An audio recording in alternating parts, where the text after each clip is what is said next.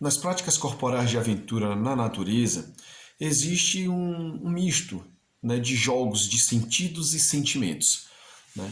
Pois as felicidades e o medo, eles estão trabalhando quase sempre entrelaçados. Eles devem existir para que haja realmente uma interação entre o ser e a natureza, né? Quando a gente se lança a um ambiente natural, a gente se lança muitas vezes também num ambiente desconhecido, um ambiente imprevisível e desafiante, né? Se a gente perceber que as práticas corporais de aventura na natureza são comumente chamados de esporte de aventura. A palavra aventura já pressupõe uma incerteza. E essa incerteza ela é premiada quando nós vencemos os obstáculos, quando a gente consegue conquistar, né, esses caminhos naturais, e aí vem a autorrealização. As relações afetivas e emocionais, né, desses esportes, do esporte de aventura, por exemplo, qual é a razão que faz, o que é que leva uma pessoa a pular de base jump, por exemplo, da Cachoeira da Fumaça? Ou qual é a razão que leva uma pessoa a escalar o Pai Inácio? O esporte de aventura, as práticas corporais na natureza, elas estão muito além ou não tem nada a ver com modismo, com consumismo. Isso tem a ver com a relação sua, com a relação do indivíduo com a natureza, a relação dele consigo mesmo, com a sua natureza e a relação dele com o outro.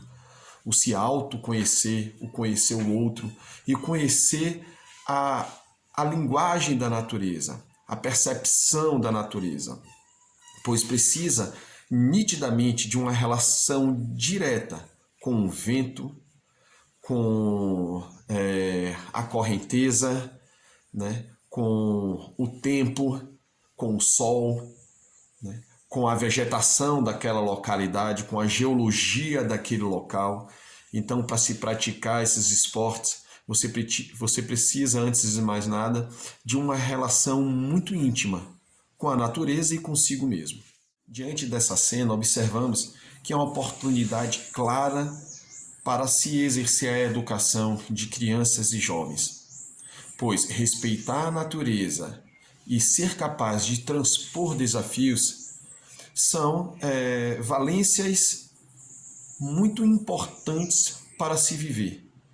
Pessoas que sabem trabalhar pelo menos esses elementos, elas serão pessoas capazes de respeitar o outro, respeitar o próximo e respeitar as diferenças.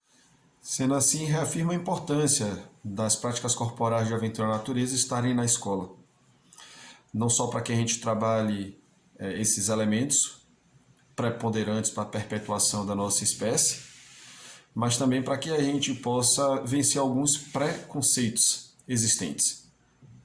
É óbvio que para fazer os esportes de aventura você precisa de um aparato muito grande. Se formos para um trekking, um hiking, a gente precisa de um calçado, uma vestimenta, mochila, fogareiro, saco de dormir, isolante. Então existe todo um aparato que precisa ter uma normatização, ela precisa ter uma certificação para tudo isso, diferente dos esportes praticados, os esportes de quadra tradicionais, como voleibol, handebol, vôlei, que você precisa de muito pouco, né? Uma bola, uma rede e você pratica, né?